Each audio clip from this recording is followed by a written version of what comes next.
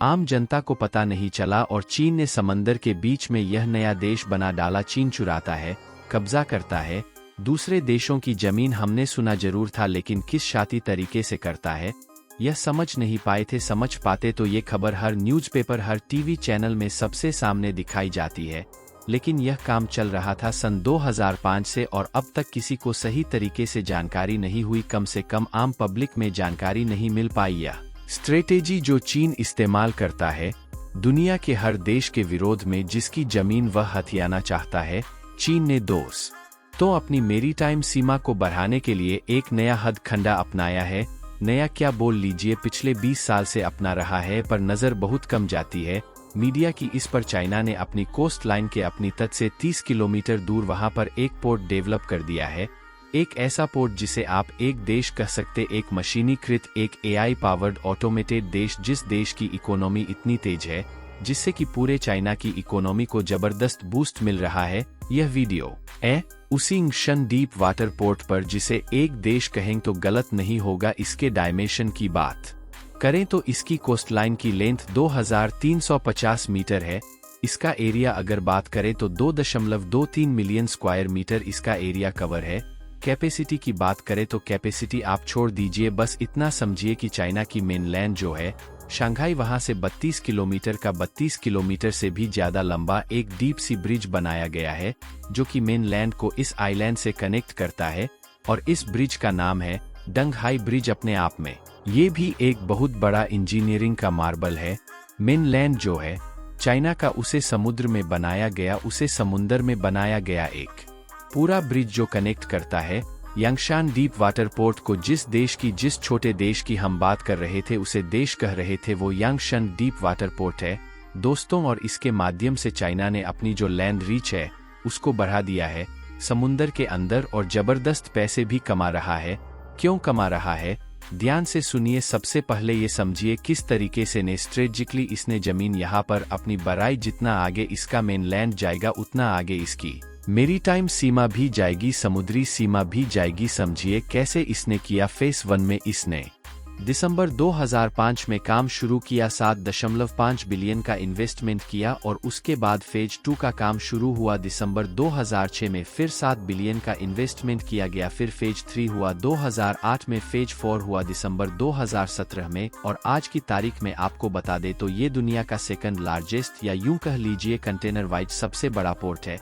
इतने ज्यादा बर्थ है यहाँ पर, बर्थ यानी कि जहाजों के आकर रुकने के डॉक्स की बड़े पैमाने पर जो ये है, ये चाइना माल बना आकर यहाँ से एक्सपोर्ट करता है दुनिया भर में। दुनिया भर के जो गरीब कंट्रीज है वहां से रॉ मटेरियल मंगवाते हैं सस्ते दामों में, सब आकर यहाँ डॉक करता है और पूरे चाइना में फैल जाता है।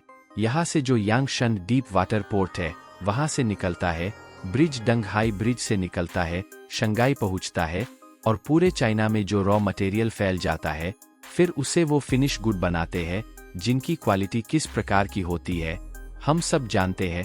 चाइना प्रोडक्ट चला तो चांद तक, नहीं चला तो शाम तक, तो उस टाइप का प्रोडक्ट वो बनाते हैं और वहां से वापस शंघाई पोर्ट में आकर के पूरी दुनिया में एक्सपोर्ट कर देते।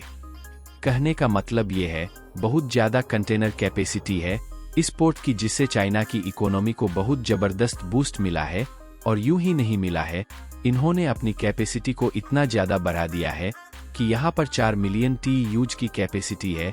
बेहद बड़ी कैपेसिटी होती है दोस्तों। अमेरिका के 4-5 पोर्ट मिला लीजिए तब जाकर इसका एक पोर्ट होगा। और सबसे बड़ी बात इसने किया क्या है, इतना बड़ा पोर्ट, इतने सारे डॉक्स अपने आप में एक देश का लीजिए। इससे यहाँ पर काम करने वाले आदमी कितने हैं, महज 100, जहाँ हजारों लोगों की टीम लगनी थी वहां पर इन्होंने 100 लोगों के ऑपरेटर्स रखे हैं जो कि वहां पर जाकर 50 से 50 मीटर ऊंची क्रेनों से बड़े बड़े भारी भारी जो कंटेनर्स आते हैं वो नहीं उठाते। ये सारा काम ऑटोमेटिक रोबोट्स करते हैं। आर्टिफिशियल इंटेलिजेंस का इस्तेमाल हो रहा है, काफी सालों से ऑटोमेशन का इस्तेमाल कर रहा है चाइना। यहाँ पर सुनिए जरा किस प्रकार से इसने डेवलपमेंट किया है अपने इलाके में। सबसे इम्पोर्टेंट चीज ऑटोमेटेड कंटेनर टर्मिनल्स। इसमें मिनिमल ह्यूमन लेबर लगता है। यहाँ पर हैवी कंटेनर जो होते हैं उनकी लोडिंग का काम, अनलोडिंग का काम हो या फिर यार्ड में कौन सा कंटेनर कहाँ रखा जाए, उसे उठाने कौन सी शिप आने वाली है, कौन शिप लाके कहाँ रखेगी, यह सारा कुछ जो अरेंजमेंट है, कंटेनर्स को कैसे बिछाया जाएगा इस जगह पर, इसकी प्लानिंग पूरा एआई करता है। जो आर्टिफिशियल इंटेलिजेंस वो करता है, वो इसका अरेंजमेंट करता है। तुरंत उसके पास में बेस्ट पॉसिबल सॉल्यूशन रहता है कि पर्टिकुलर कंटेनर जो आया है इसे कहाँ शिफ्ट करना है। वो ऑटोमेटिक मशीनों के माध्यम से, क्रेनों के माध्यम से लोडिंग, अनलोडिंग और यार्ड मैनेजमेंट कर देता है। बड़ी बात ये है, यहाँ ड्राइवर्स गाड़ी में, ट्रकों में बैठकर कंटेनर्स को वहां से निकालते नहीं है। ऑटोमेटेड गाइडेड व्हीकल्स जिन्हें एवी कहता है, चाइना वो यहाँ पर लगाए गए हैं, जो कि मैग्नेटिक मार्कर वाली रोड पर चलते हैं। रोड पर मैग्नेटिक मार्कर लगा है। जो ट्रक है वो ऑटोमेटेड है, पायलट नहीं है, ड्राइवर नहीं है, उसमें कोई, वो गाड़ियां अपने आप चलती है मैग्नेटिक मार्कर को फॉलो करते हुए जो रोड में बिछाए गए हैं, और ये कंटेनर्स को ट्रांसपोर्ट करती है एफिशिएंटली, जिससे कि टाइम कम लगता है। और ट्रेडिशनल ट्रक हैंडलिंग वाला कामकाज बिल्कुल नहीं, कोई ह्यूमन एरर नहीं, और काम एकदम फास्ट, एफिशिएंट, तुरंत। इसके बाद रिमोट कंट्रोल टेक्नोलॉजी मोस्ट जो पार्ट है पूरे पोर्ट का, बंदरगाह का, वो कंट्रोल रूम से ऑपरेट होता है, कंप्यूटर से ऑपरेट होता है। ऑपरेटर्स बैठ के करते हैं, वहां पर नहीं रहते क्रेन ऑपरेटर डायरेक्टली, तो ये बहुत बड़ा ड्रास्टिंग गह देश को ऑपरेट कर लेते हैं। AI driven operational system, AI system optimisation जबरदस्त किया गया है इसमें कंटेनर के अरेंजमेंट के लिए, जिससे टाइम जो है, जो एक कंटेनर को कहाँ रखना है, कहाँ खोजना है, कहाँ मेरा कंटेनर था, पार्टी जाती है लेने के लिए तो ये सब कुछ ना रहे, एक बटन क्लिक किए कहाँ है, तुरंत पहुंचा वहां से। वो सबसे जो क्लोजेस्ट पाथ रहता है उसका या तो लोड करना है, शिप से जाना है, तो या तो फिर वापस शंघाई पोर्ट की तरफ आना है, तो कहाँ से उसको निकालना है। ये सब कुछ एआई ड्रिवन ऑपरेशनल सिस्टम जो है वो अरेंजमेंट कंटेनर की सेट कर देता है। रियल टाइम इंफॉर्मेशन आती है, जैसे शिप डॉक करता है, कौन कौन से उसके अंदर कंटेनर पता चल जाता है, सिस्टम को कहाँ उन्हें रखना चाहिए कि उन्हें निकालने में आसानी होगी, ये तुरंत वो कैलकुलेट कर लेता है। तो जो कई घंटे का टाइम सोचने समझने में और कॉपी किताब मेंटेन करने में, पत्राचार मेंटेन करने में लगता था, वह पूरी तरीके से खत्म कर दिया गया। सेकंड्स में डिसीजन लेता है, ऑटोमेटेड सिस्टम और अरेंजमेंट शुरू हो जाता है। अब बड़ी चालाकी से चाइना ने स्ट्रेटेजिक लोकेशन और कंस्ट्रक्शन किया। देखिए चॉइस जो उसका लोकेशन का था, शंघाई पोर्ट। ये सैकड़ों सालों से यह पोर्ट जो है पुरातन ट्रेडिशनल सिल्क रूट जो था, सिल्क रूट से यह फेमस है।